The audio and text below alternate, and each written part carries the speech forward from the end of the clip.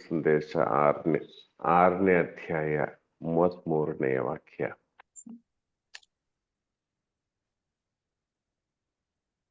ನೀವಾದರೂ ಮೊದಲು ದೇವರ ಸಾಮ್ರಾಜ್ಯಕ್ಕಾಗಿ ಅವರ ಸತ್ಸಂಬಂಧಕ್ಕಾಗಿ ತವಕಪಡಿ, ಇದರೊಂದಿಗೆ ಅವೆಲ್ಲವೂ ನಿಮಗೆ ನೀಡಲಾಗುವುದು. ಓಕೆ, ಸುಪ್ರಿಯರೇ, ಇಲ್ಲಿ ನಾವು ಕಳೆದ 2-3 ವಾರಗಳಲ್ಲಿ 6:25 ನಾವು ಧ್ಯಾನಿಸಿರುವುದೆಲ್ಲ ನೋಡಿ. ನೀವು ಆತಂಕ ಪಡಬೇಡಿ, ನೀವು ಟೆನ್ಷನ್ ಆಗಬೇಡಿ.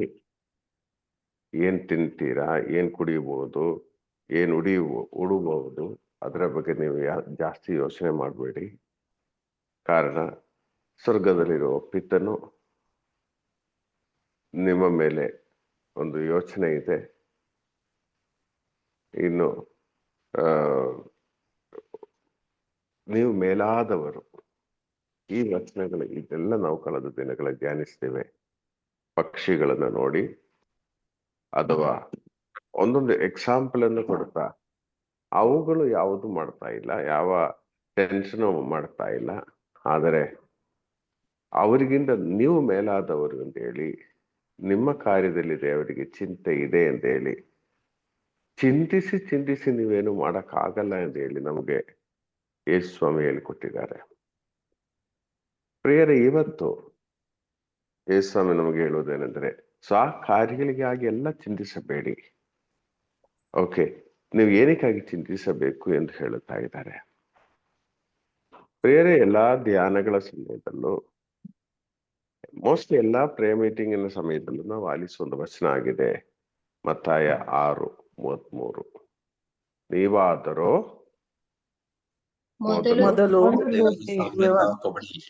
ದೇವರ ಸಾಮ್ರಾಜ್ಯಕ್ಕಾಗಿಯೂ ಅದರ ಸತ್ಸಂಬಂಧಕ್ಕಾಗಿಯೂ ತವಕಪಡಿರಿ. ನನ್ನ ಪ್ರಕಾರ ಈ ಒಂದು ವಚನ ನಾವೆಲ್ಲರೂ ಬೈಹಾರ್ಟ್ ಮಾಡ್ಬೇಕಾದ ಒಂದು ವಚನ. ನೀವಾದರೂ ದೇವರ ಸಾಮ್ರಾಜ್ಯಕ್ಕಾಗಿಯೂ ಅದರ ಸತ್ಸಂಬಂಧಕ್ಕಾಗಿಯೂ ತವಕಪಡಿರಿ, ಅದರ ಜೊತೆಗೆ ಇವುಗಳೆಲ್ಲ ಸೇರಿಸ್ತೀವಿ ಅಂತೇಳಿ. ಓಕೆ, ಸೊ ಈ 3 ಪಾಯಿಂಟ್ ಇದೆ ಇಲ್ಲಿ.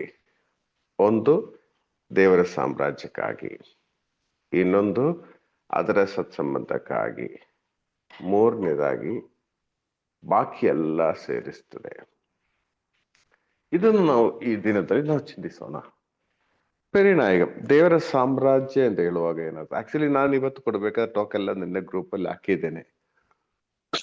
ಓಕೆ, ದೇವರ ಸಾಮ್ರಾಜ್ಯ ಅಂತ ಹೇಳುವಾಗ ಏನರ್ಥ?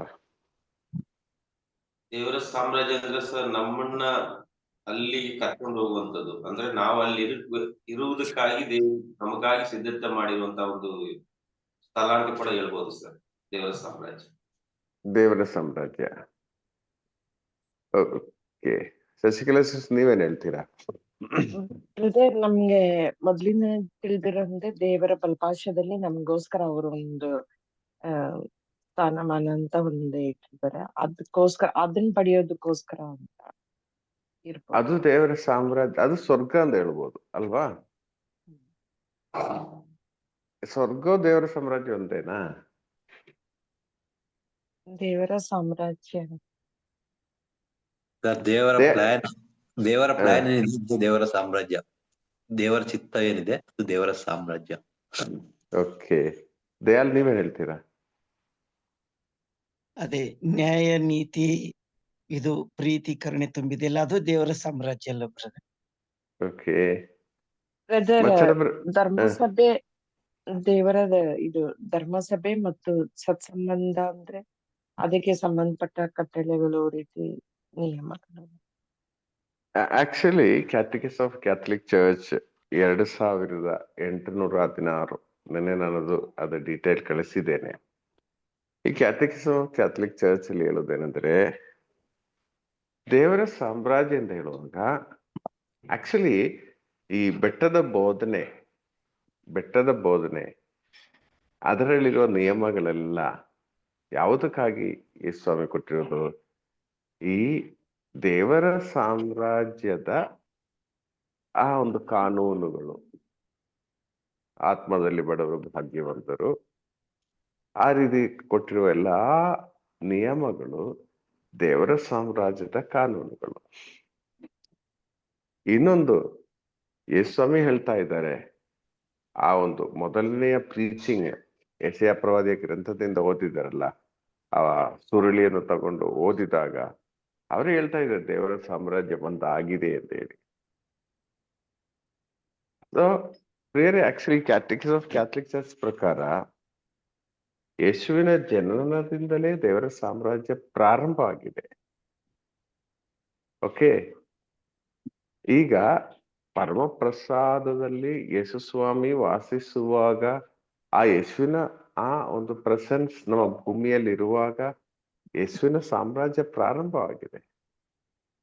ಆದ್ರೆ ಈ ಸಾಮ್ರಾಜ್ಯ ಕಂಪ್ಲೀಟ್ ಆಗ್ಬೇಕಾದ್ರೆ ಏನಾಗ್ತದೆ, ಅದರಲ್ಲಿ ಇರುವ ಕಾನೂನುಗಳಿದೆಯಲ್ಲ, ದೇವರು ನಮಗೆ ಕೊಟ್ಟಿರುವ ಬೆಟ್ಟದ ಬೋಧನೆಯಲ್ಲಿ ಅಷ್ಟಭಾಗ್ಯಗಳಿಂದ ಹಿಡಿದು ಬರುವ ಕಾರ್ಯಗಳೆಲ್ಲ ನಿಯಮಗಳು ಕಾರ್ಯರೂಪಕ್ಕೆ ಬರುವಾಗ ಮಾತ್ರ ಈ ಒಂದು ಸಾಮ್ರಾಜ್ಯ ಫುಲ್ಫಿಲ್ ಆಗುತ್ತೆ. ಈಗ ನೋಡಿ, ಭಾರತ ದೇಶ ಮುಂಚೆಯಿಂದನೇ ಇತ್ತು, ಆದ್ರೆ ಬ್ರಿಟಿಷರು ಅದು ಗುಲಾಮರಾಗಿ ಮಾಡಿದಾಗ ಈಗ ಭಾರತ ದೇಶವೆಂದು ಹೇಳಿದ ಪೂರ್ಣವಾಗಿ ಹೇಳಕ್ಕಾಗಲ್ಲ, ಅದು ಬ್ರಿಟಿಷ್ ಇಂಡಿಯಾ ಎಂದು ಹೇಳ್ತಾ ಇತ್ತು. ಆದ್ರೆ ಯಾವಾಗ ಪೂರ್ಣವಾಗಿ ಸ್ವಾತಂತ್ರ್ಯ ಭಾರತಕ್ಕೆ ಬಂದು ಭಾರತದ ನೀತಿ ನಿಯಮಗಳು ಇಲ್ಲಿ ಚಾಲು ಆಗಿತ್ತು, ಅಲ್ಲಿಂದ ಭಾರತ ದೇಶ ಅಂತ ನಾವು ಹೇಳಲು ಪ್ರಾರಂಭ ಆಯ್ತು. ಭಾರತದ ನಿಯಮಗಳೆಲ್ಲ ಅದಕ್ಕೆ ಮುಂಚೆ ಎಲ್ಲ ಬ್ರಿಟಿಷ್ ನಿಯಮಗಳಾಗಿತ್ತು, ಅದಕ್ಕೆ ನಾವು ಬ್ರಿಟಿಷ್ ಇಂಡಿಯಾ ಅಂತ ಕೇಳ್ತಾ ಇತ್ತು. ಅದೇ ರೀತಿಯಲ್ಲಿ ಪ್ರಿಯರೇ, ದೇವರ ಸಾಮ್ರಾಜ್ಯ ನಮ್ಮ ಮಧ್ಯೆ ಇದೆ. ಶುಭ ಸಂದೇಶವನ್ನು ಸಾರಲು ನನ್ನನ್ನು ಕಳುಹಿಸಿದ್ದೇನೆ ಅಂತೇಳಿ ಯೇಸು ಹೇಳ್ತಾ ಇದ್ರೆ, ದೇವರ ಸಾಮ್ರಾಜ್ಯ ನಿಮ್ಮ ಮಧ್ಯೆ ಇದೆ, ಆ ಶುಭ ಸಂದೇಶವನ್ನು ಸಾರಲು ನಾನು ನಿಮಗೆ ಕಳಿಸಿದ್ದೇನೆ. ಅಂದರೆ ಯೇಸುವಿನ ಪ್ರಸನ್ನತೆಯಿಂದ ನಾವು ತುಂಬಿ ಯೇಸುವಿನ ನಿಯಮಗಳನ್ನು ನಾವು ಪರಿಪಾಲಿಸಿ ನಾವು ಜೀವಿಸುವುದಾದ್ರೆ ನಮ್ಮ ಕುಟುಂಬದಲ್ಲಿ ದೇವರ ಸಾಮ್ರಾಜ್ಯ ಬಂದಾಯಿತು. ಯೇಸುವಿನ ಪ್ರಸನ್ನತೆಯಿಂದ ತುಂಬಿ ಎಷ್ಟು ನಮಗೆ ಕೊಡುವ ನಿಯಮಗಳು ಅದೇ ರೀತಿ ನಾವು ಫಾಲೋ ಮಾಡುವುದಾದ್ರೆ ನಮ್ಮ ವಿಚಾರಣೆಯಲ್ಲಿ ದೇವರ ಸಾಮ್ರಾಜ್ಯ ಬಂದಾಯಿತು. ಆತ್ಮರಿಂದ ತುಂಬಲ್ಪಟ್ಟ ಒಂದು ಜೀವನವನ್ನು ನೀವಾಗಿರುವ ಸ್ಥಳಗಳಲ್ಲಿ, ನಿಮ್ಮ ಕೆಲಸದ ಸ್ಥಳಗಳಲ್ಲಿ ನೀವು ಜೀವಿಸುವುದಾದರೆ ಅಲ್ಲಿ ದೇವರ ಸಾಮ್ರಾಜ್ಯ ಬಂತು. ಸೊ ಯೇಸುಸ್ವಾಮಿ ಏನ್ ಹೇಳ್ತಾ ಇದೆ ಇಲ್ಲಿ? ಮೊದಲು ನೀವು ಏನಕ್ಕಾಗಿ ಇನ್ನೊಂದ್ಸಲ ರಿಪೀಟ್ ಮಾಡಿ ಬ್ರದರ್, ಇನ್ನೊಂದ್ಸಲ ರಿಪೀಟ್ ಮಾಡಿ. ನೋಡಿ, ಯೇಸುವಿನ ಪ್ರಸನ್ನತೆ ತುಂಬಿ ಯೇಸುವಿನ ನಿಯಮಗಳನುಸರಿಸಿ ಜೀವಿಸುವ ಆ ಎಲ್ಲಾ ವಲಯಗಳಲ್ಲೂ ಯೇಸುವಿನ ದೇವರ ಸಾಮ್ರಾಜ್ಯ ಬಂದಾಗಿದೆ. ಪ್ರಸನ್ನತೆ ಅಂದ್ರೆ ನೀವು ಅದಕ್ಕೆ ಇನ್ನೊಂದು ಪದ ಏನ್ ಹೇಳ್ತೀರಾ? ಯೇಸುವಿನ ಪ್ರಸನ್ನತೆ ಅಂತ ಹೇಳುವಾಗ ನಿಮ್ಗೆ ಹೇಗೆ ಅನಿಸ್ತಾ ಇದೆ? ಮಚ್ಚಳ ಬರೋದು ನೀವ್ ಹೇಳ್ತೀರಾ?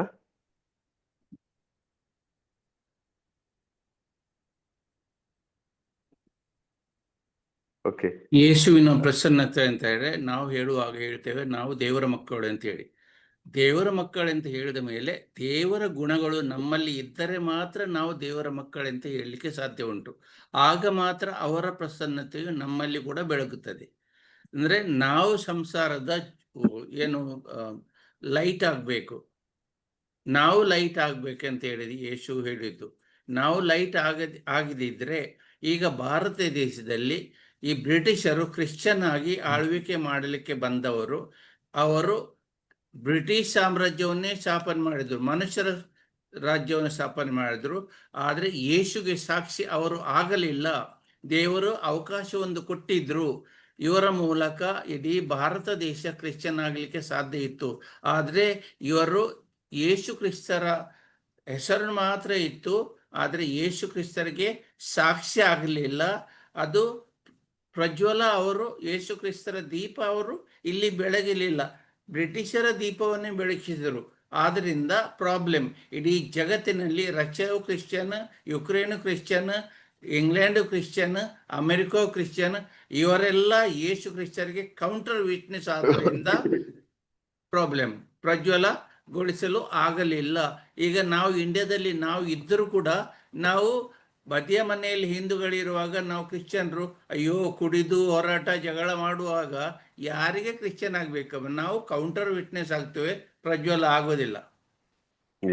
Thank you brother. ಅಂದ್ರೆ ಯೇಸುವಿನ ಪ್ರಸನ್ನತೆ ನಾವು ಹೇಳುವಾಗ ಪ್ರಿಯರೇ, ಸದಾ ಕಾಲವು ಯೇಸುವನ ಆ ಒಂದು ಚಿಂತೆಯಲ್ಲೇ ನಾವು ಜೀವಿಸುವಾಗ, ಸದಾ ಕಾಲವು ಯೇಸುವಿನ ನೆನಪಿನಲ್ಲೇ ನಾವು ಜೀವಿಸುವಾಗ, ಸದಾ ಕಾಲವು ಪ್ರತಿಯೊಂದು ಕಾರ್ಯ ಮಾಡುವಾಗಲೂ ಯೇಸುಸ್ವಾಮಿ ಹೀಗೆ ಹೇಳಿದ್ದಾರೆ, ನಾವು ಹೀಗೆ ಮಾಡಬೇಕು. ದೇವರ ವಚನಕ್ಕೆ ಅನುಗುಣವಾಗಿ ನಾವು ಜೀವಿಸುವಾಗ ಪ್ರಿಯರೇ, ಆಗ ಆ ದೇವರ ಸಾಮ್ರಾಜ್ಯ ಅಲ್ಲಿ ಒಂದಾಗ್ತದೆ. ಅಲ್ಲಿ ಏನೆಲ್ಲ ನಡೆಯುತ್ತದೆ? ದೇವರ ಚಿಂತೆಗಳು ಮಾತ್ರ ಅಲ್ಲಿ ನಡೆಯುತ್ತದೆ. ದೇವರ ಚಿತ್ತದ ಪ್ರಕಾರ ಮಾತ್ರ ಕಾರ್ಯ ನಡೆಯುತ್ತದೆ. ಸೈತಾನನಿಗೆ ಅಲ್ಲಿ ಎಂಟ್ರಿ ಇರಲ್ಲ.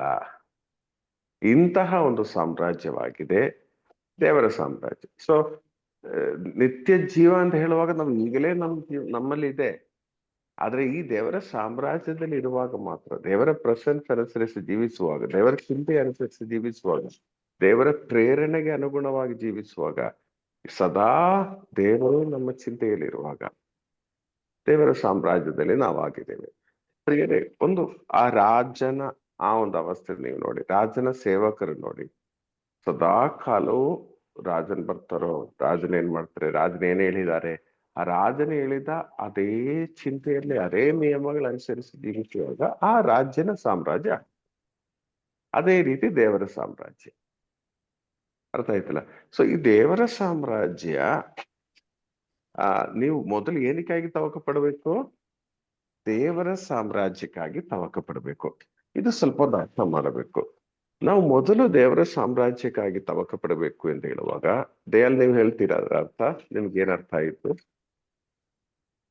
ಅದೇ ಬ್ರದರು, ಈಗ ನಾವು ದೀನತೆಯಿಂದ ಪವಿತ್ರಾತ್ಮರನ್ನ ಪಡ್ಕೊಳ್ಳೋಕ್ ಪ್ರಯತ್ನ ಮಾಡಿ ಪ್ರೀತಿ ವಿಶ್ವಾಸದಿಂದ ಎಲ್ಲರೊಟ್ಟಿಗೆ ಜೀವಿಸೋದಾದ್ರೆ ಖಂಡಿತವಾಗಿ ಅದೇ ದೇವರು ಏನನ್ನ ಪ್ರಭು ಕ್ರಿಸ್ತರು ಏನ್ ಬೋಧಿಸಿದ್ದಾರೆ ಆ ಬೋಧನೆಯನ್ನ ಅನುಸರಿಸಿ ನನ್ನಂತೆ ಪರರನ್ನ ಪ್ರೀತಿಸೋದು, ನನ್ನಿಂದ ಸಾಧ್ಯವಾದಷ್ಟು ಸಹಾಯ ಮಾಡೋದು, ಇದು ಕ್ರೈಸ್ತೀಯ ನಿಯಮಗಳು. ಇದನ್ನ ಫಾಲೋ ಮಾಡಿದ್ರೆ ದೇವರ ಸಾಮ್ರಾಜ್ಯ. ಈಗ ನಾವು ದೇವರ ಸಾಮ್ರಾಜ್ಯಕ್ಕಾಗಿ ತವಕ ಪಡಬೇಕು. ಪರಿಣಾಮ ನೀವೇನ್ ಹೇಳ್ತೀರಾ? ನಾವು ಆ ದೇವರ ಸಾಮ್ರಾಜ್ಯಕ್ಕಾಗಿ ತವಕ ಪಡಬೇಕಂತ ಹೇಳುವಾಗ ಅದ್ರ ಅರ್ಥ ಏನು? ಸರ್, ತವಕ ಅಂದ್ರೆ ಈಗ ನಮ್ಗೆ ಒಂದೊಂದ್ರಲ್ಲೂ ಒಂದೊಂದು ತವಕ ಇರುತ್ತೆ. ಈಗ ಮೊದಲು ನಾವು ಮಾಡ್ಬೇಕಾದದ್ದು ಅಂದ್ರೆ, ನಾವು ಇವತ್ತು ಉದಾಹರಣೆಗೆ ನಾವು ಇವತ್ತು ಎದ್ದಿದೀವಿ, ಆದ್ರೆ ಮೊದಲನೇ ಒಂದು ನಮ್ಮ ಮನಸ್ಸಲ್ಲಿ ಬರುವಂತದ್ದು ಯಾವುದು? ಇಡೀ ದಿನ ದೇವರಕ್ಕಾಗಿ ನಾನು ಅಥವಾ ಈಗ ಪ್ರಬೋಧನ ಮಾಡೋದ್ರಲ್ಲಿ, ಪ್ರಾರ್ಥನೆ ಮಾಡೋದ್ರಲ್ಲಿ, ಕೆಲವೊಮ್ಮೆ ಪ್ರೇಯರ್ ಬರೋದ್ರಲ್ಲಿ, ಇಂಥ ವಿಷಯಗಳು ತುಂಬಾ ನಾವು ಯಾವಾಗ್ಲೂ ತುಂಬಲ್ಪಟ್ಟಿರ್ಬೇಕು. ಅದಕ್ಕೆ ಮೊದಲು ಸ್ಥಾನ ಕೊಡ್ಬೇಕು ಸರ್. ಪ್ರತಿ ಒಂದ್ರಲ್ಲೂ ತವಕ ಇದೆ. ಯಾಕಂದ್ರೆ ಇದ್ರೆ ನಾವು ನಮ್ಮ ಮೈಂಡ್ ಸೆಟಪ್ ಎಲ್ಲ ಬೇರೆ ಕಡೆ ಹೋಗ್ಬೇಕು. ನಮ್ಮ ಮೈಂಡ್ ಸೆಟಪ್ ಬೇರೆ ಕಡೆ ಹೊರಟೋಗ್ತದೆ. ಆದ್ರೆ ನಾವು ಇದನ್ನು ಮಾಡುವಾಗ ಅದ್ರಲ್ಲಿ ಕರೆಕ್ಟಾಗಿ ಕ್ಲಿಯರ್ ಆಗಿ ಹೇಳ್ತಾರೆ ಸರ್. ಅಲ್ಲೇ ಅದ್ರ ಜೊತೆಲಿ ಎಲ್ಲೂ ಸಿಗ್ತದೆ ನೋಡಿ. ಉದಾಹರಣೆಗೆ ನಾನು ಸುಮಾರು ದಿನ ಆಯ್ತು ನಿನ್ನೆ ಆರಾಧನೆ ಆಲಯಕ್ಕೆ ಹೋಗಿ. ನಿನ್ನೆ ನಾನು ಹೋಗಿದ್ದೆ, 3 ಮಂದಿ ಸಹ ಪ್ರಾರ್ಥನೆ ಮಾಡುವಾಗ ನಾನು ಹೇಳಿದ್ದು ಅಂದ್ರೆ, ನಿನ್ನೆ ಸುಮಾರು ಅದೇ ರೀತಿ ನನ್ನ ಜೊತೆ ಕೆಲಸಗಳೆಲ್ಲ ಆಗ್ಬಿಡಾಯ್ತು. ಮತ್ತು ನಿನ್ನೆ ಪ್ರತಿದಿನ ನಿದ್ದೆ ಬರ್ತಾ ಇತ್ತು ಮಧ್ಯಾಹ್ನ. ನನಗೆ ನಿದ್ದೆನೂ ಕೂಡ ಬಂದಿಲ್ಲ. ಮತ್ತು ನಾನು ಹೇಳಿದ್ದು ಅಂದ್ರೆ ಒಂದ್ ಇಡೀ ದಿನ ಏನೋ ಒಂಥರ ನನಗೆ ಭಾರ ಅಂತ ಕಾಣಲಿಲ್ಲ. ಮಾಡುವಂತ ಕೆಲಸಗಳಲ್ಲಿ ಏನೋ ಭಾರ ಅಂತ ಕಾಣಲಿಲ್ಲ. ಎಲ್ಲವೂ ಚೆನ್ನಾಗಾಯ್ತು, ಎಲ್ಲಾ ವಲಯದಲ್ಲೂ ಚೆನ್ನಾಗಾಯ್ತು. ಆದ್ರೆ ತವಕ ಅಂದ್ರೆ ಸರ್, ಮೊದಲನೇ ಸ್ಥಾನ ನಾವು ಹೇಗೆ ಪರಿಪೂರ್ಣವಾಗಿ ಅದಕ್ಕೆ ಕೊಡ್ತೀವೋ, ಜೊತೆಲಿ ಇರೋದು ಆಟೋಮೆಟಿಕ್ ಅದೇ ನಡೀತದೆ. ನಾವೇನ ಅದಕ್ಕೆ ನಾವು ಕೊಡದೆ ಇದಕ್ಕೆ ಮಾಡುವಾಗ ಒಂದು ನಮ್ಮ ಭಾರನೂ ಜಾಸ್ತಿ ಕಾಣ್ತದೆ, ಶರೀರ ಒತ್ತಡ ಕಾಣ್ತದೆ, ಎಲ್ಲ ತರ ಕಾಣ್ತದೆ ಸರ್. ತವಕ ಅನ್ನೋದು ಸರ್, ನಾವು ಯಾವಾಗ ಮೊದಲು ದೇವರಿಗೆ ಆ ಕೆಲಸ ಕಾರ್ಯಗಳಿಗೆ ಹೆಚ್ಚಾಗಿ ಪರಿಪೂರ್ಣವಾಗಿ ಅದಕ್ಕೆ ಮಾಡುವಾಗ ಜೊತೆಲಿ ಭಾರತನೇ ಕಾಣದ ಅಂತ ನಂದು ಒಂದು ಅನ್ನಿಸ್ತದೆ ಸರ್. ಪ್ರೈಸ್ ಪ್ರಿಯರ್, ಈ ಒಂದು ವಚನ ನಾವು ಆಳವಾಗಿ ಅರ್ಥ ಮಾಡಬೇಕು. ಇವತ್ತು ನಾವು ಇದೊಂದೇ ವಚನ ನಾವು ಧ್ಯಾನಿಸ್ತಾ ಇರೋದು. ಮೊದಲು ದೇವರ ಸಾಮ್ರಾಜ್ಯಕ್ಕಾಗಿ ತವಕ ಪಡಿರಿ ಅಂದರೆ ನಾವು ಹೇಳಿದ್ಯಲ್ಲ, ದೇವರ ಪ್ರಸನ್ನತೆಯಲ್ಲಿ ಜೀವಿಸುವ, ದೇವರ ನಿಯಮಗಳನುಸರಿಸಿ ಜೀವಿಸುವ, ದೇವರನ್ನು ಸೆಂಟ್ರಲ್ಲಿ ನಿಲ್ಲಿಸಿ ಅವರ ಚಿಂತೆ ಎಲ್ಲ ದೇವರೊಂದಿಗೆ ಆಗಿರುವ ಸೈತಾನನ ಸಾಮ್ರಾಜ್ಯವನ್ನು ದೂರ ಮಾಡಿ ಜೀವಿಸುವ ಪ್ರಿಯರೇ, ಈ ಒಂದು ಕಾರ್ಯಕ್ಕಾಗಿ ನಾವು ತವಕ ಪಡಬೇಕು. ನಾವು ಪ್ರಿಯರೇ ಈ ತವಕ್ಕ ಅಂತ ಹೇಳುವಾಗ ಶಶಿಕಲಾ ಸರ್ ನಿಮ್ಗೆ ಅದು ಸಹಾಯ ಮಾಡಿ ಮಿಸ್ ನಿಮ್ಗೆ ಅದರ ಅರ್ಥ ಅಂದ್ರೆ ಅದರ ಅರ್ಥ ನೀವು ತವಕ್ಕ ಅಂತ ಹೇಳುವಾಗ ತವಕ ಅಂತ ಹೇಳಿದ್ರೆ ಆಸೆ, ಹುಡುಕಾಡೋದು. ಆಮೇಲೆ ಅದನ್ನ ಪಡೆಯೋವರೆಗೂ ನಾವು ಬಿಡಲ್ಲ. ಈಗ ಒಂದು ವಸ್ತುಗ ನನಗ್ ಬೇಕು ಅಂತ ಹೇಳಿದ್ರೆ ಆ ವಸ್ತು ನನಗೆ ದೃಷ್ಟಿ, ಆ ವಸ್ತುನೇ ಆಸೆ ನನಗೆ. ನಾನು ಅದನ್ನು ಪಡಿತೇನೆ. ಸಾಧ್ಯ ಇಲ್ಲದಿದ್ರೆ ಅಕ್ಕಪಕ್ಕದವ್ರನ್ನ ಕೇಳ್ತೀನಿ, ವಿಚಾರಿಸ್ತೀನಿ, ಹೋಗ್ತೀನಿ, ಸುಮ್ಮನೆ ಇರೋದಿಲ್ಲ, ಹೋಗ್ತೇನೆ. ಮತ್ತೆ ಅದ್ರ ಬಗ್ಗೆನೇ ನಾನು ಚಿಂತಿಸ್ತೀನಿ. ಚಿಂತಿಸಿ ಏನಾದ್ರೂ ಪ್ರಯತ್ನ ಪಟ್ಟು ಆ ವಸ್ತುನ ನಾನು ಪಡಿತೀನಿ. ಅದೇ ರೀತಿ ಆಮೇಲೆ ಕೆಲವು ಸಾರಿ ಅದು ಸಿಗದೆ ಇದ್ರೆ ಸುಮಾರು ಸರಿ ಯೋಚನೆ ಮಾಡ್ತೀನಿ, ಅದೇಗ್ ಪಡೆಯೋದು, ಅದು ಸರಿನಾ ತಪ್ಪಾ, ಅದು ಹೀಗೋದ್ರೆ ಸರಿನಾ, ಬೇರೆಯವ್ರನ್ನ ಕೇಳ್ತೀನಿ, ಅವ್ರದ್ದ ತೆಗೆದುಕೊಳ್ತೀನಿ. ಅದೇ ರೀತಿ ನಾವು ದೇವರನ್ನ ನಾನು ಪಡಿಬೇಕಾದ್ರೆ ಆ ದೇವ್ರದ ಈ ತರದ ಒಂದು ಒಳ್ಳೆಯ ರೀತಿಯಲ್ಲಿ ನಾನು ನಡೆದು ಆ ಒಂದು ಏನು ನಾನು ಗುರಿ ಇಟ್ಟಿದ್ದೇನೆ ಅದನ್ನ ನಾನು ಎಡವಿ ಬಿದ್ರೂ ಆ ಗುರಿಯನ್ನ ತಲುಪಲ ನಾನು ಪ್ರಯತ್ನ ಪಡ್ತೇನೆ. ಅದೇ ರೀತಿ ಅಂದ್ರೆ ಆಲ್ ಟುಗೆದರ್ ಈಗ ಒಂದು MBBS ಗೆ ನಾನು ಡಾಕ್ಟರ್ ಆಗಬೇಕು ಅಂತ ಆಸೆ ಪಡುವಂತ ಮಗು ಏನಕ್ಕಾಗಿ ಹೇಗೆ ಯಾವ ರೀತಿಯಲ್ಲಿ ಅದಕ್ಕಾಗಿ ತವಕ ಪಡುವರು, ಯಾವ ರೀತಿಯಲ್ಲಿ ಅದಕ್ಕಾಗಿ ಪ್ರವರ್ತಿಸುವರು ಶಶಿಕಲಾ ಸಿಸ್ಟರ್? ಅದೇ MBBS ಅನ್ನೋದಕ್ಕಿಂತ ಒಂದು ಏನೇ ಒಂದಾಗ್ಲಿ ಬ್ರದರ್, ಅದು ಒಂದು ಎಜುಕೇಶನ್ ಲೆವೆಲ್, ಒಂದ್ ಕೆಲ್ಸದಕ್ಕೋ ಇಲ್ಲ ಒಂದು ಮದ್ವೆ ಕಾರ್ಯಕ್ಕೋ, ಒಂದ್ ಏನೇ ಇದಾದ್ರೂ ಅದು ಮಕ್ಳಿಗೆ, ಈಗ ದೊಡ್ಡವರಾದ್ರೆ ಮಕ್ಕಳನ್ನ ಇದ್ ಮಾಡ್ಬೇಕಂದ್ರೆ ಸ್ಟಾರ್ಟಿಂಗ್ ಸಣ್ಣದ್ರಿಂದಾನೇ ಅದನ್ನ ಇದ್ ಮಾಡ್ಬಿಡ್ತಾರೆ. ಅಂದ್ರೆ ನೀನ್ ಈ ತರ ಇದು ನೀನ್ ಡಾಕ್ಟರ್ ಆಗ್ಬೇಕಂದ್ರೆ ನೀನ್ ಈ ತರ ಇದೆಲ್ಲ ಇದೆ, ಅದನ್ನೆಲ್ಲ ಇದ್ ಮಾಡ್ಕೊಂಡ್ ಬರ್ಬೇಕು ಅಂತ, ಆ ರೀತಿ ಒಂದು. ಅದೇ ಬ್ರದರ್, ಈಗ ಮಿಡಲ್ ಫ್ಯಾಮಿಲಿ ಡಾಕ್ಟರ್ ಆಗ್ಬೇಕು ಅಂದ್ರೆ ಮನೇಲಿ ಸ್ವಲ್ಪ ಸ್ಯಾಕ್ರಿಫೈಸ್ ಇರ್ತದೆ, ಹಣ ಮಾಡ್ಬೇಕು, ಟ್ಯೂಷನ್ ಇರ್ಬೋದು, ಸ್ಪೆಷಲ್ ಕ್ಲಾಸ್, ಅದ್ರದ್ದು ಫೀಸ್, ಅದು ಮೆಡಿಕಲ್ ಫೀಸ್ ಇದೆ, ಅದಕ್ಕೆಲ್ಲ ಮಾಡ್ಬೇಕು ಅಂದ್ರೆ ಮಗುದು ಪ್ಲಸ್ ತಂದೆ ತಾಯಿಗಳದ್ದು ಎಲ್ಲರದ್ದು ಒಂದು ಇಂಟೆನ್ಷನಲ್ ಆ ಕಡೆ ಹೋಗುವಾಗ ಒಂದು ಕೆಲವು ಸ್ಯಾಕ್ರಿಫೈಸ್ ಇರ್ಬೋದು. ಅದಕ್ಕಾಗಿನೇ ಸೊ ಈಗ CET ಬರೆಯಕ್ಕೆ ಇಂಟಗ್ರೇಟೆಡ್ ಕೋರ್ಸ್ ಅಂದಲ್ಲಿ PUC ಅಲ್ಲಿ ಕೆಲವು ಕಾಲೇಜಲ್ಲಿ ಇಂಟಗ್ರೇಟೆಡ್ ಕೋರ್ಸ್ ಅಂತ ಹೇಳ್ತಾರೆ. ಅಂದ್ರೆ PUC ಸಬ್ಜೆಕ್ಟ್ ಇರ್ತದೆ, ಅದರ ಜೊತೆಗೆ MBBS ಅಥವಾ ಇಂಜಿನಿಯರಿಂಗ್ ಬೇಕಾಗಿರುವ ಸ್ಪೆಸಿಫಿಕ್ ಆಗಿರುವ ಸ್ಟಡೀಸ್, ಅದೇ ರೀತಿ ನೀಟ್ ಎಕ್ಸಾಮ್ಗೆ ರೆಡಿ ಆಗಿ ಕೋಚಿಂಗ್ ಕ್ಲಾಸ್. ಅದೇ ರೀತಿ ಈಗ ಹೈಸ್ಕೂಲ್ ಇಂದನೇ ಸ್ಟಾರ್ಟ್ ಆಗ್ತದೆ. ಈಗ ನಮ್ ಸ್ಕೂಲಲ್ಲಿ ನೋಡ್ತೀವಿ ಫೌಂಡೇಶನ್ ಕೋರ್ಸ್ ಅಂತ ಹೇಳಿ ಈಗಲೇ ಆ ಒಂದು ಟಾರ್ಗೆಟ್ ಇಟ್ಕೊಂಡು ಅವ್ರನ್ನ ರೆಡಿ ಮಾಡುವ ಒಂದು ಪ್ರೋಸೆಸ್. ಸೊ ಪ್ರಿಯರೇ, ಅದು ತವಕ್ಕ, ನನ್ಗೆ ಏನೇ ಆದರೂ MBBS ರೀಚ್ ಆಗ್ಬೇಕು. ಪ್ರಿಯರೇ, ಅದೇ ರೀತಿಯಲ್ಲಿ ನಾವ್ ಏನಕ್ಕಾಗಿ ತವಕ ಪಡಬೇಕು? ದೇವರ ಸಾಮ್ರಾಜ್ಯಕ್ಕಾಗಿ, ಅದರ ಸತ್ಸಂಬಂಧಕ್ಕಾಗಿ. ಅಂದ್ರೆ ಪ್ರಿಯರೇ, ಶಶಿಕಲಾ ಸಿಸ್ಟರ್ ಆಫೀಸಲ್ಲಿ ಇರುವಾಗ ಶಶಿಕಲಾ ಸಿಸ್ಟರ್ ಮೊದಲ ತವಕ ಏನಿರ್ಬೇಕು, ಏನಾಗಿರ್ಬೇಕು? ಮೊದಲ ಟಾರ್ಗೆಟ್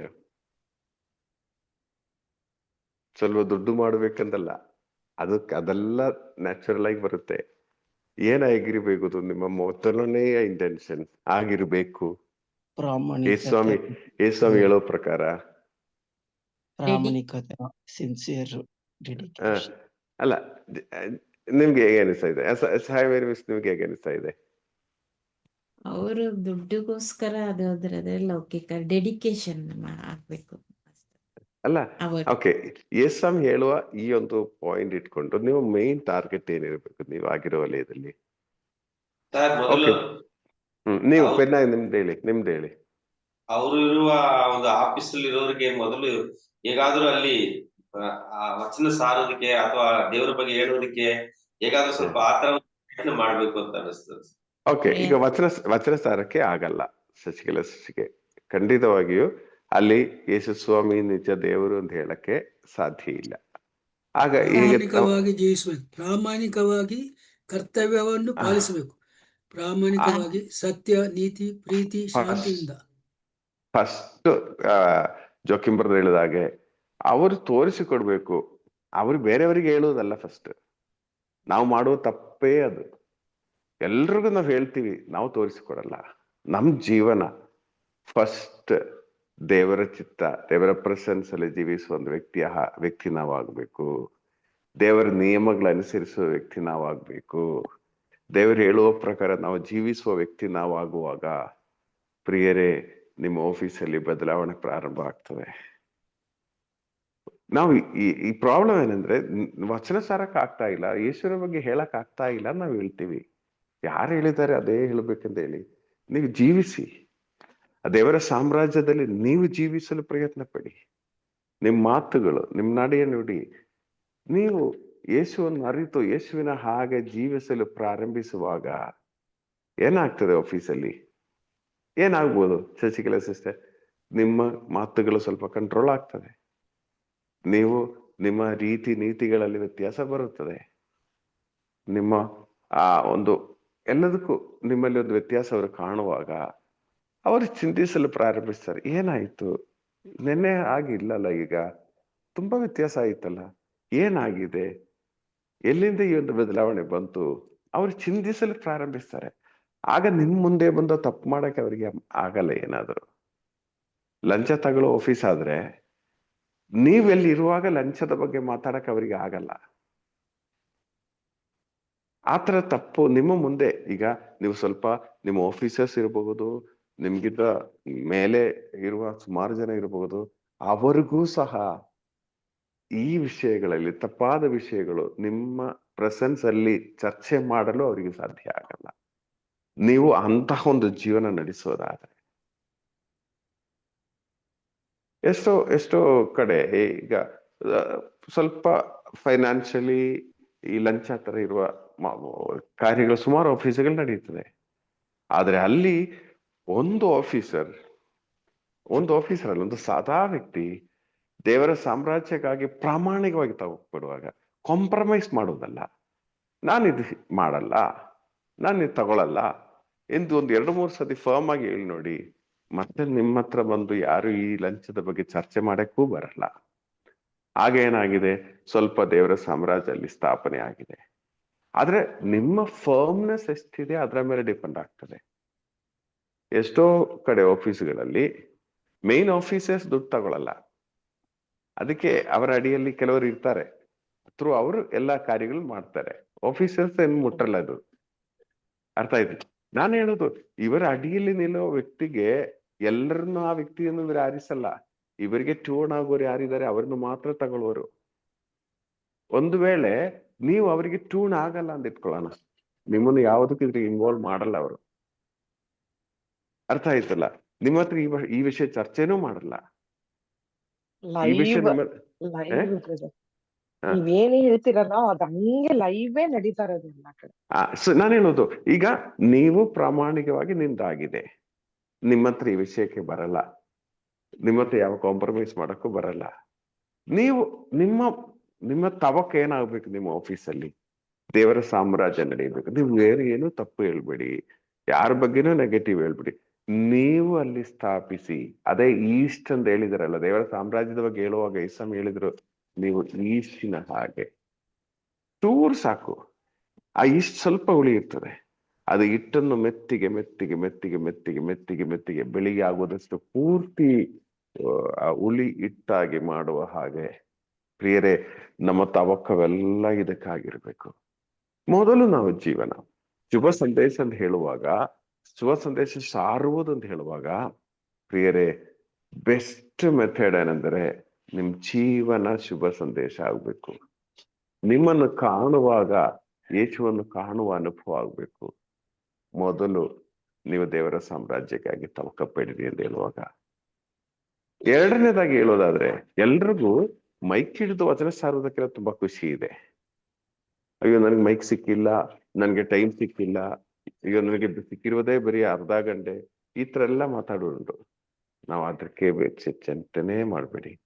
ನಿಮ್ಗೆ ಸಮಯ ಸಿಕ್ಕದೇ ಇರಲಿ. ಅಲ್ಲಿ ಕೆಲವೊಮ್ಮೆ ನೀವು ತೋರಿಸುವ ರೀತಿ ಇದೆಯಲ್ಲ, ಕೋಪಗೊಳ್ಳುವುದು, ಅಲ್ಲಿ ದೇಶ ಪಡುವುದು, ಅದರಿಂದ ನೀವು ಎಷ್ಟೇ ಸಮಯ ಮೈಕಲ್ಲಿ ಮಾತಾಡಿದ್ರೆ ಪ್ರಯೋಜನನೂ ಇರಲ್ಲ. ನಾನು ಹೇಳೋದು, ನಿಮ್ಗೆ 10 ನಿಮಿಷ ಸಿಕ್ಕಲಿ, 5 ನಿಮಿಷ ಸಿಕ್ಕಲಿ, 5 ನಿಮಿಷದಲ್ಲಿ ನೀವು ಮಾತಾಡುವ ಒಂದು ಶೈಲಿ ಇದೆಯಲ್ಲ, ಅಲ್ಲಿ ಗೊತ್ತಾಗ್ತದೆ. ಅಲ್ಲಿ ಆ ದೇವರ ಸಾಮ್ರಾಜ್ಯಕ್ಕಾಗಿ ಇರುವ ತವಕ ಜನರಿಗೆ ಗೊತ್ತಾಗ್ತದೆ, ಯೇಸು ಸ್ವಾಮಿಗೆ ಗೊತ್ತಾಗ್ತದೆ. ಪ್ರಿಯರೇ, ನಾವ್ ಎಲ್ಲಿ ಇದ್ದರು ಈ ಮಂಡ್ಯದಲ್ಲಿದ್ದಾಗ ನಮ್ಗೆ ಗೊತ್ತು. ಜಸ್ಟ್ ಎಕ್ಸಾಂಪಲ್ ಹೇಳೋದಾದ್ರೆ, ಪ್ರಾರ್ಥನೆ ಮಾಡಕ್ಕೆ ನಮ್ ಚಿಂತೆ ಎಲ್ಲ ಪ್ರಾರ್ಥನೆ ಇತ್ತು. ಮುಂಜಾನೆಯಿಂದ ಪ್ರಾರ್ಥನೆ, ಸ್ಕೂಲಿಗೆ ಹೋದ್ರು ಎಲ್ಲಿಗೆ ಹೋದ್ರು ನಮ್ ಚಿಂತೆ ಚರ್ಚೆ ಎಲ್ಲ ಪ್ರಾರ್ಥನೆ ಬಗ್ಗೆ ಇತ್ತು. ಆಕ್ಚುಲಿ ಅದೇ ದೇವರ ಸಾಮ್ರಾಜ್ಯ ಅಂತ ಹೇಳೋದು. ನಮ್ಗೆ ಬೇರೆ ಏನ್ ಮಾತೇ ಇಲ್ಲ. ನಮ್ಗೆ ಯಾರು ಏನ್ ನೆಗೆಟಿವ್ ಹೇಳಿದ್ರು ನಮ್ಗೆ ಚಿಂತೆನೇ ಇಲ್ಲ. ಸರಿ, ನಾವು ಮುಂದೆ ಮುಂದೆ ಮುಂದೆ ಹೋಗ್ತಾ ಇತ್ತು. ಆ ರೀತಿ ಹೋಗೋ ನಮ್ ಚಿಂತೆ ಏನಾಯ್ತು, ಪ್ರೇ ಗ್ರೂಪ್ ಯೋಚನೆ ಮಾಡಿದ್ರು, ಪಿನ್ನಃ ಪ್ರಾರ್ಥನೆ ಬೇಕು, ಮಹಿಳೆಯರಿಗಾಗಿ ಪ್ರಾರ್ಥನೆ ಬೇಕು, ಅವರಿಗೂ ದೇವರ ಸಾಮ್ರಾಜ್ಯ ರೀಚ್ ಆಗ್ಬೇಕು, ಯುವಕರಿಗಾಗಿ ಏನಾದ್ರು ಮಾಡ್ಬೇಕು, ಅಲ್ಲೂ ದೇವರ ಸಾಮ್ರಾಜ್ಯ ರೀಚ್ ಆಗ್ಬೇಕು, ಮಕ್ಕಳಿಗಾಗಿ ಏನಾದ್ರು ಮಾಡ್ಬೇಕು, ಅವ್ರಿಗೂ ದೇವರ ಸಾಮ್ರಾಜ್ಯ ಗೊತ್ತಾಗ್ಬೇಕು, ಕಾರ್ಮಿಕರಿಗಾಗಿ ಅವ್ರಿಗೂ ದೇವರ ಸಾಮ್ರಾಜ್ಯ ರೀಚ್ ಆಗ್ಬೇಕು. ಪ್ರಿಯರೇ, ಆ ರೀತಿ ಒಂದೊಂದು ವಲಯಗಳಿಲ್ಲ ಇರುವವರಿಗೂ ದೇವರ ಸಾಮ್ರಾಜ್ಯ ರೀಚ್ ಆಗ್ಬೇಕು. ಒಂದು ಪ್ರಾರ್ಥನೆ, ಒಂದು ಪ್ರಿಯರ್, ಈ ಒಂದು ಚಿಂತೆ ಇದೆಯಲ್ಲ, ಅದ್ರ ಜೊತೆಗೆ ಇನ್ನೊಂದು ಪ್ಯಾರಿಶ್ ನಮ್ ವಿಚಾರಣೆ ಮಾತ್ರ ಅಲ್ಲ, ಇನ್ನೊಂದು ವಿಚಾರಣೆ ತಗೊಂಡು ನಾವು ಪ್ರಾರ್ಥನೆ ಮಾಡಲು ಪ್ರಾರಂಭಿಸ್ತೀವಿ, ಅಲ್ಲೂ ದೇವರ ಸಾಮ್ರಾಜ್ಯ ಆಗ್ಬೇಕು. ಪ್ರಿಯರೇ, ಇದು ನಮ್ಗೆ 24 hours ಇದೇ ಚಿಂತೆ. ಈ ಟೈಮಲ್ಲಿ ಬಾಕಿ ಎಲ್ಲ ಕೆಲಸ ಕಾರ್ಯಗಳು ಚೆನ್ನಾಗಿ ನಡೆಯಿತು, ಯಾವುದು ಬ್ಲಾಕ್ ಆಗಿಲ್ಲ. ಪ್ರಿಯರೇ, ಇಂತಹ ಒಂದು ಜೀವನವಾಗಿದೆ.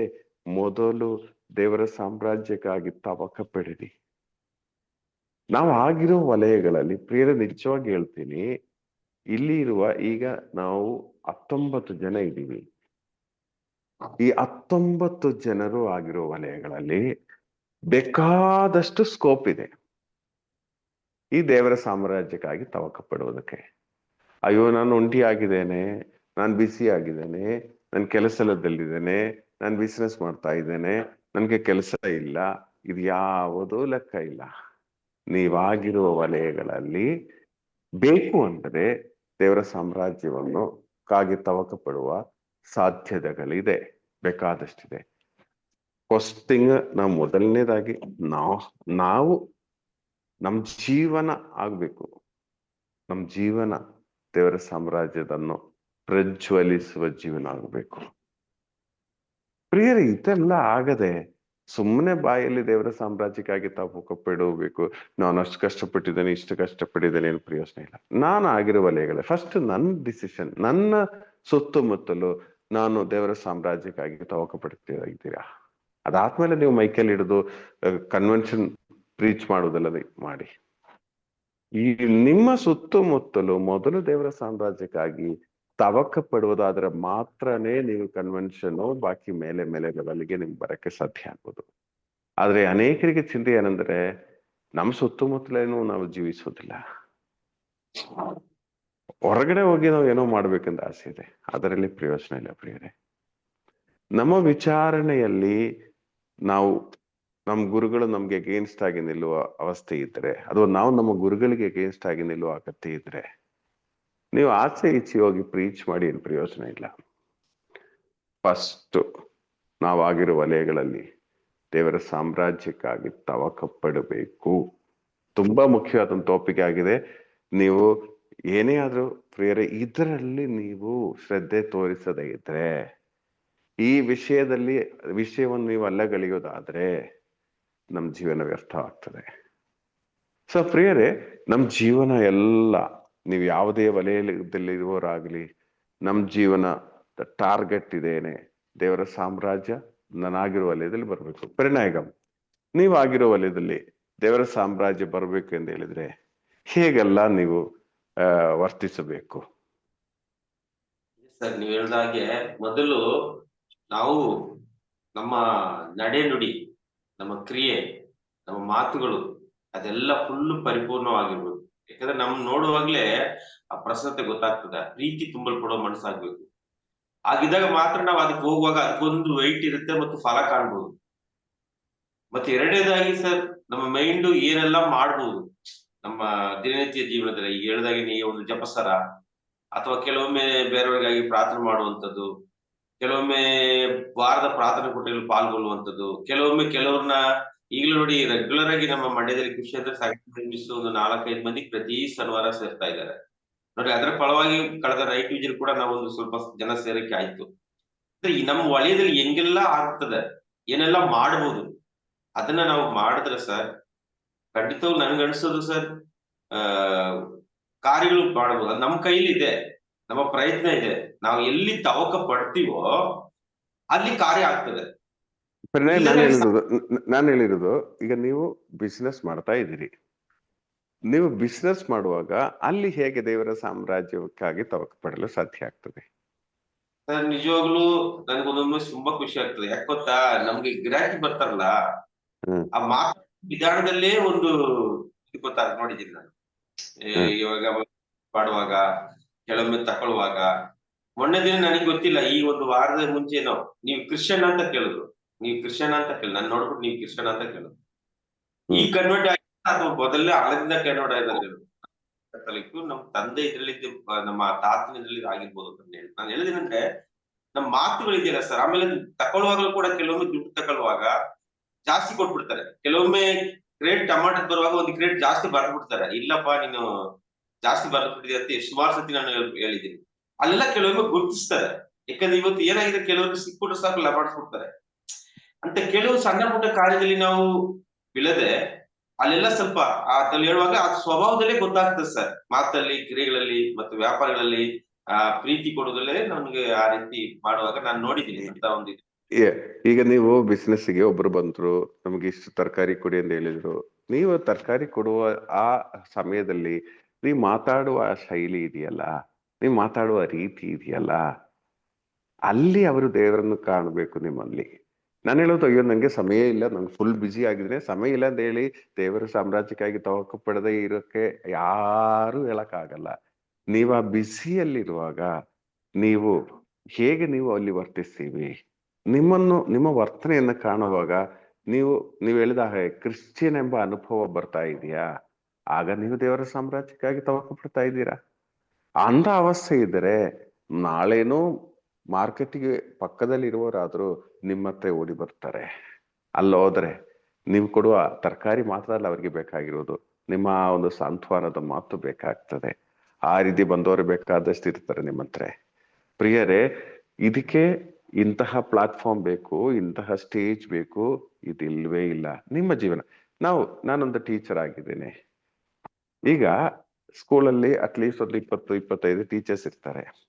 ಓಕೆ, ನಾನು ಹೇಳೋದು, ನಾನು ನನ್ನ ಕ್ಲಾಸಿಗೆ ಪಾಠ ಮಾಡಕ್ಕೆ ಹೋಗುವಾಗ ನನ್ನ ಮಕ್ಕಳು ಇವ್ರು ಬರ್ತಾರೆ ಅಂತೇಳಿ ಕಾಯ್ತಾ ಇರ್ತಾರ? ನಾನು ನನ್ನ ಕ್ಲಾಸಲ್ಲಿ ನಾನು ಮ್ಯಾಥ್ಸ್ ಟೀಚ್ ಮಾಡ್ತಾ ಇದ್ದೇನೆ.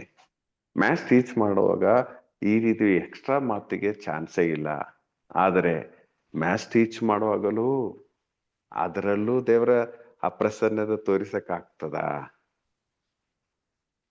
ಪ್ರಿಯರೇ, ಅಂತಹ ಅವಸ್ಥೆ ಇದ್ರೆ ನಮ್ಮ ಮಕ್ಕಳಿಗೆ ಆ ಟೀಚರ್ನ ಕ್ಲಾಸ್ ಅಂದ್ರೆ ತುಂಬಾ ಆಸೆ ಇರ್ತದೆ. ಯಾರು ಹೋಗಿ ಯೇಸುಸ್ವಾಮಿಯ ಬಗ್ಗೆ ಹೇಳುವ ಅಗತ್ಯ ಇಲ್ಲ. ನಿಮ್ ಜೀವನದಿಂದ ಅವ್ರು ಕಾಣುವಾಗ ನಮಗೆ ಗೊತ್ತು. ಮಾಮೂಲಿ ನಾವು ಕಾಲೇಜಲ್ಲಿ ಓದುವಾಗ ಈಗ ಪ್ರಾಕ್ಟಿಕಲ್ಸ್ ಅಂತ ಹೇಳಿ ಒಂದು ಇದಿದೆ. ಪ್ರಾಕ್ಟಿಕಲ್ಸ್ ಅಂದ್ರೆ ಸೈನ್ಸ್ ಸಬ್ಜೆಕ್ಟ್ ಎಲ್ಲ ಓದುವಾಗ ಲ್ಯಾಬ್ ಇದೆ, ಲ್ಯಾಬ್. ಈಗ ಥಿಯರಿ ಟೀಚರ್ಸ್ ಬೇಕಾದಷ್ಟು ಥಿಯರಿ ಟೀಚ್ ಮಾಡ್ತಾರೆ. ಈ ಥಿಯರಿ ಯಾವುದು ತಲೆಗೆ ಹೋಗಲ್ಲ. ಆದ್ರೆ ಪ್ರಾಕ್ಟಿಕಲ್ ಆಗಿ ಲ್ಯಾಬಿಗೆ ಹೋಗಿ ಇದು ಈ ಕಾರ್ಬನ್, ಈ ಸೋಡಿಯಂ ಇದೆಲ್ಲ ಮಿಕ್ಸ್ ಮಾಡುವಾಗ ಅಲ್ಲಿ ನಡೆಯುವ ಪ್ರವೃತ್ತಿಗಳು ಕಾಣುವಾಗ ಏನಾಗ್ತದೆ, ನಮ್ ಮನಸ್ಸಿಗೆ ಪಕ್ಕಾ ಫಿಕ್ಸ್ ಆಗ್ತದೆ. ನಾವು ಕಾಣಬೇಕು, ಕೇಳುವುದಕ್ಕಿಂತ ನಾವು ಕಾಣಬೇಕು. ಕಾಣುವುದು ಬೇಗ ಅರ್ಥ ಆಗ್ತದೆ. ಪೆನ್ನಾಗಿ ಏನು ಹೇಳ್ತಾ ಇದ್ರಿ?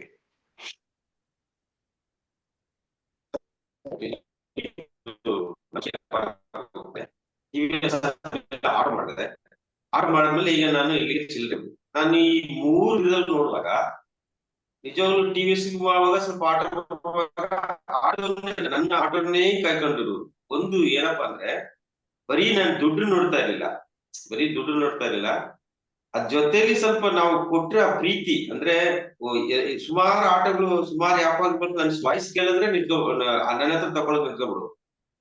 ಈಗ ಇಲ್ಲಿ ಅಂಗಡಿ ಮಾಡಿದ್ಮೇಲೆ ಅದೇ ಕಸ್ಟಮರ್ ನನ್ನ ಎಲ್ಲಿ ಹುಡಿಕೊಂಡು ಬರ್ತಾ ಇದ್ರೆ ಇಲ್ಲಿಗೆ. ಅವ್ರು ಹೇಳಿದ್ರು ಅದೇನು ಗೊತ್ತಿಲ್ಲ, ನಿಮ್ಮ ಹತ್ರ ನೀವ್ ಬಂದ್ರೆ ನನ್ ಮನೇಲಿ ಏನೋ ಇದ್ದಂಗೆ, ನೀವ್ ಹೋದ್ಮೇಲೆ ಬಿಟ್ಟು ಹೋದಂಗೆ ಅಂದ್ಬಿಟ್ಟು ಫೋನ್ ಮಾಡ್ಕೊಂಡು ಮುಸ್ಲಿಂ ಬಂದು ನಮ್ಮ ಅಂಗಡಿ ಹತ್ರ ಬರ್ತಾ ಇದ್ರು.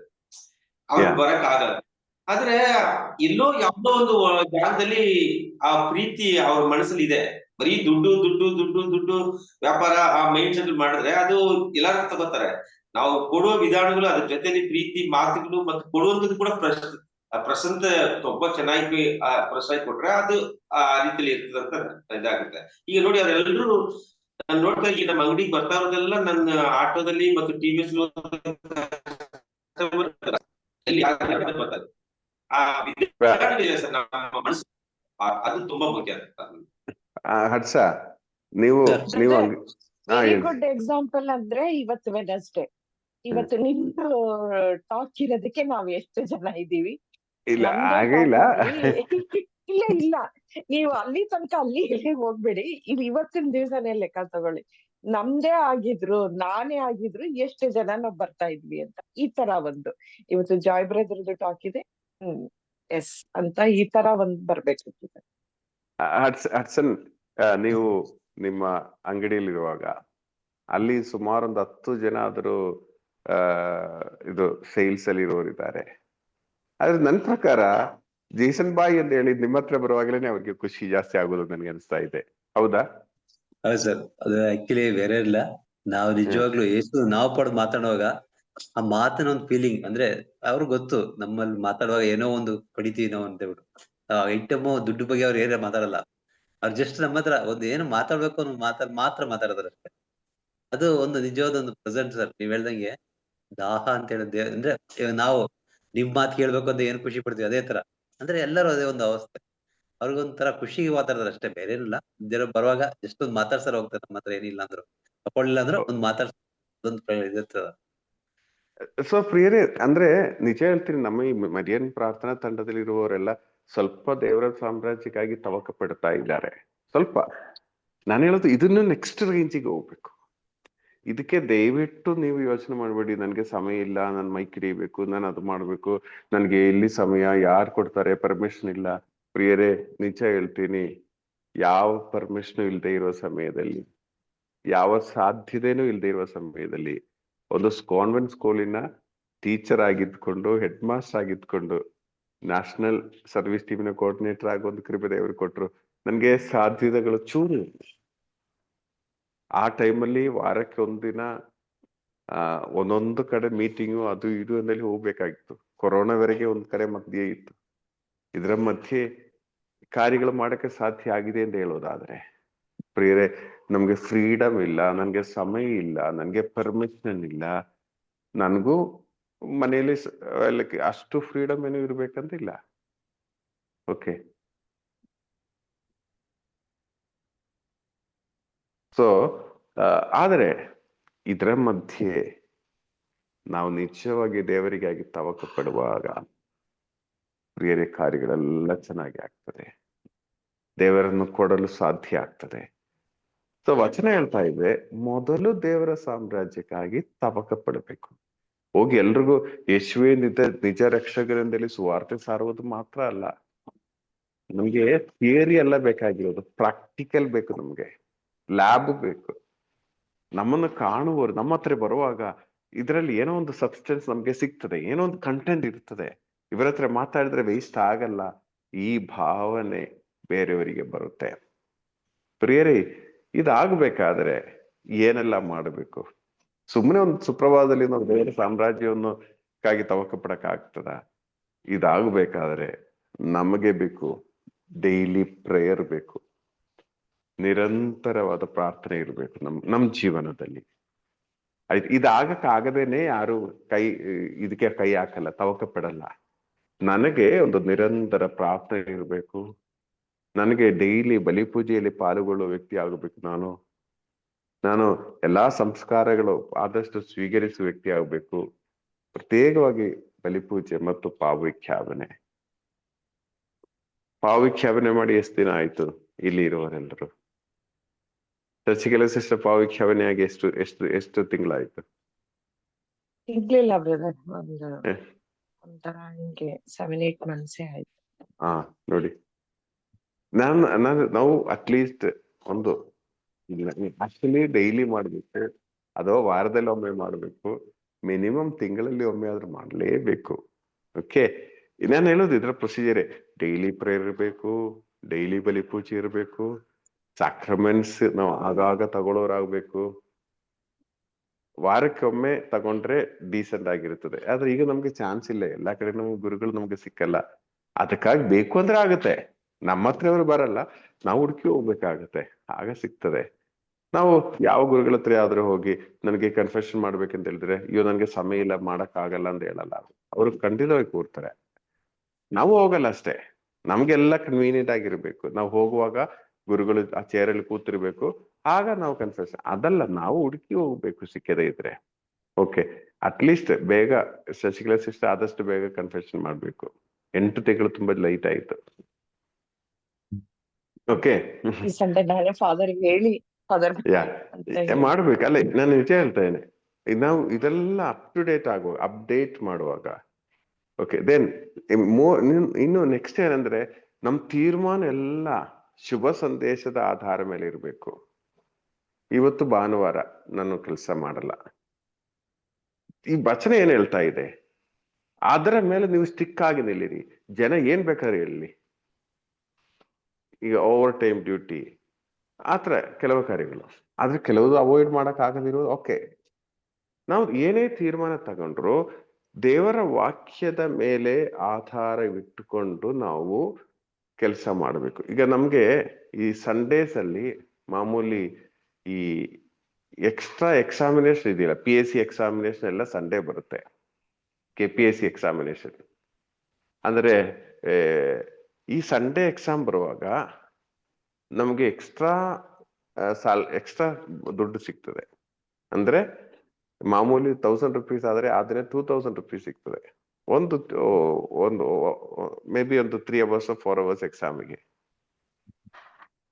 ಅರ್ಥ ಆಯ್ತಲ್ಲ? ಜನ ಕಾಯ್ತಾ ಇರ್ತಾರೆ, ಆ ಒಂದು ಡ್ಯೂಟಿ ಸಿಕ್ಕೋದಕ್ಕೆ ಕಾಯ್ತಾ ಇರ್ತಾರೆ, ಯಾಕಂದ್ರೆ ದುಡ್ಡು ಸಿಗ್ತದಲ್ಲ. ನಾವು ಅಂತಹ ಒಂದು ತೀರ್ಮಾನ ತಗೊಳ್ಳುವಾಗ ದೇವರ ವಾಕ್ಯದ ಮೇಲೆ ಆಧಾರ ಇಟ್ಟು ತೀರ್ಮಾನಿಸಬೇಕು, ಇದು ದೇವರ ಚಿತ್ತನ. ಬೇರೆ ವಿಧಿ ಇಲ್ದೇ ಇದ್ರೆ ಓಕೆ. ನಮ್ಗೆ ಈಗ ನನ್ಗೆ ಒಂದ್ಸತಿ ಈಗ ಆಯ್ತು, ನಾನೇ ಅದರ ಎಕ್ಸಾಮ್ ಇನ್ಚಾರ್ಜ್ ಆಗಬೇಕಾಗಿ ಬಂತು. ನನ್ನ ಹೆಡ್ ಮಾಸ್ಟರ್ ಆದ್ರಿಂದ ನಾನೇ ಆದ್ರೆ ಎಕ್ಸಾಮ್ ಇನ್ಚಾರ್ಜ್. ಮ್ಯಾಕ್ಸಿಮಮ್ ಟ್ರೈ ಮಾಡಿದೆ ಅವಾಯ್ಡ್ ಮಾಡಕ್ಕೆ, ವಿಧಿ ಇರ್ಲಿಲ್ಲ, ಏನ್ ಮಾಡ್ಲಿ. ಸೊ ಸಿಚುವೇಶನ್ಸ್ ಬರುತ್ತೆ, ಆದ್ರೆ ಅವಾಯ್ಡ್ ಮಾಡಕ್ ಆಗುವುದಾದರೆ ನಾವು ಅವಾಯ್ಡ್ ಮಾಡ್ಲೇಬೇಕು. ನಾವು ಇದೊಂದೇ ಒಂದು ಮಾತ್ರ ಅಲ್ಲ, ಇದೇ ರೀತಿ ನಾವು ಏನೇ ತೀರ್ಮಾನ ತಗೋತೀವೋ ಅದೆಲ್ಲ ದೇವರ ವಾಕ್ಯದ ಮೇಲೆ ಆಧಾರ ಇಟ್ಕೊಂಡ್ಬೇಕು. ಅದರಲ್ಲಿ ಕಾಂಪ್ರಮೈಸ್ ಮಾಡಕ್ಕೆ ನಾವು ಹೋಗ್ಬಾರ್ದು. ಆಗಲ್ಲ ಅಂದ್ರೆ ಆಗಲ್ಲ, ಆಗುತ್ತೆ ಅಂದ್ರೆ ಆಗುತ್ತೆ. ಲೋಕದ ಸ್ಟ್ಯಾಂಡರ್ಡ್ ಒಂದಿಗೆ ನಾವು ಕಾಂಪ್ರಮೈಸ್ ಮಾಡಕ್ಕೆ ಹೋಗ್ಬೇಡಿ, ಲೋಕದ ಸ್ಟ್ಯಾಂಡರ್ಡ್ ಒಂದಿಗೆ. ಓಕೆ, ಇನ್ನು ನಾವು ಎಲ್ಲಾ ವಿಷಯವೂ ದೇವರನ್ನೇ ಆಶ್ರಯಿಸುವರಾಗ್ಬೇಕು. ನಾವು ಅದೇನೆ 25ರಿಂದ ಓದಿರೋದು, ನೀವು ಚಿಂತಿಸಬೇಡಿ ಏನೇ ಆದರೂ. ಹೀಗೇನಾ? ದೇವರೇನೋ ಮಾಡ್ತಾರೆ, ದೇವರು ಕಂಟ್ರೋಲ್ ಅಲ್ಲಿ ಇದೆ. ಈ ಹಕ್ಕಿಗಳು ನೋಡಿ, ಅವರು ದೇವರನ್ನ ಆಶ್ರಯಿಸ್ತಾ ಇರ್ತಾರೆ. ಇನ್ನು ನಮ್ಮ ಜೀವನ ಮೊಟ್ಟ ಮೊದಲನೇದಾಗಿ ಆಂಗ್ಸೈಟಿ ಇಲ್ಲದೆ ಇರೋ ಜೀವನ ಆಗ್ಬೇಕು. ಈಗ ನಾವು ನಾನು ನೋಡಿ, ನನ್ನ ಕೈ ಫ್ರಾಕ್ಚರ್ ಆಗಿಟ್ಕೊಂಡು ದೇವರು ನಿನ್ನನ್ನು ಸೌಖ್ಯ ಪಡಿಸ್ತಾರೆ ಅಂತ ಹೇಳುವಾಗ ಅದರಲ್ಲಿ ಒಂದು ಐರಣಿ ಇದೆ, ಅದರಲ್ಲಿ ಒಂದು ಇದಿದೆ. ಇವರಿಗೇನೆ ಫ್ರಾಕ್ಚರ್ ಆಗಿದೆ, ಮತ್ತೆ ಇವರು ಏನ್ ಹೇಳಕ್ಕಾಗತ್ತೆ ಅಂತ ಹೇಳಿ. ನಾನು ಹೇಳೋದು, ನಾವೇ ಧೈರ್ಯ ಇಲ್ಲದೆ ದೇವರು ನಿಮ್ಮನ್ನು ಶಕ್ತಿ ಪಡಿಸ್ತಾರೆ ಅಂತ ಹೇಳಕ್ ಆಗಲ್ಲ. ನಾವ್ ಹೇಳುವಾಗ ನಾವು ಜೀವಿಸುವರಾಗ್ಬೇಕು. ಅಂದ್ರೆ ಫ್ರಾಕ್ಚರ್ ವ್ಯಕ್ತಿ ಶುಭ ಸಂದೇಶ ಸಾರಬಾರದು ಅಂತಲ್ಲ ನಾನು ಹೇಳ್ತಾ ಇರೋದು. ಅರ್ಥ ಆಯ್ತಲ್ಲ? ನಮ್ ಜೀವನ ಒಂದು ಆಂಗ್ಸೈಟಿ ಇಲ್ಲದೆ, ಟೆನ್ಷನ್ ಇಲ್ಲದೆ, ಏನೇ ಆದ್ರೂ ದೇವರಿದ್ದಾರೆ, ಗಾಡ್ ಈಸ್ ಇನ್ ಕಂಟ್ರೋಲ್, ಆ ಒಂದು ಜೀವನದಲ್ಲಿ ಜೀವಿಸುವ ವ್ಯಕ್ತಿ ನಾವಾಗ್ಬೇಕು. ಯಾವಾಗಲೂ ಆ ಶುಭ ಸಂದೇಶ ದಾಹ, ಹೇಗಾದ್ರೂ ನಾನು ಯೇಸುವನ್ನು ಕೊಡಬೇಕು. ಡೈರೆಕ್ಟ್ ಆಗಿ ಇಲ್ದೇ ಇರು, ಇಂಡೈರೆಕ್ಟ್ ಆಗಿಯೂ ಯೇಸುವನ್ನು ಕೊಡಬೇಕು. ಅದರ ಜೊತೆಗೆ ಬಾಕಿ ಕಾರ್ಯಗಳಿದೆಯಲ್ಲ, ಆ ಪ್ರಾರ್ಥನೆ, ಇನ್ನು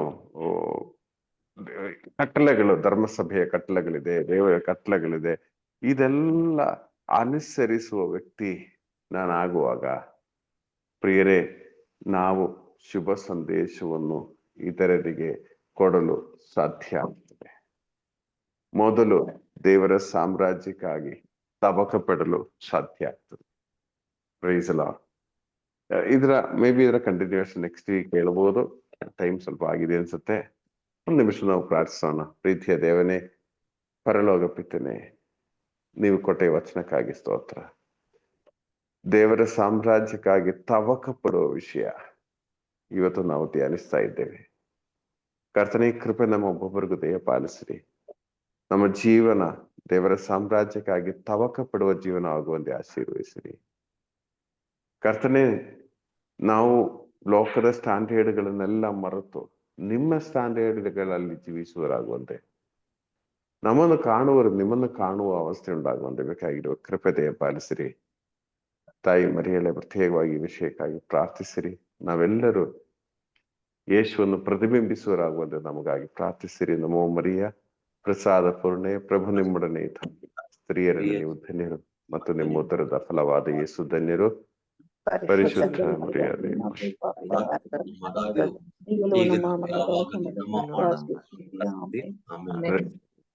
ಪ್ರೈಸ್ ದಿ ಲಾರ್ಡ್.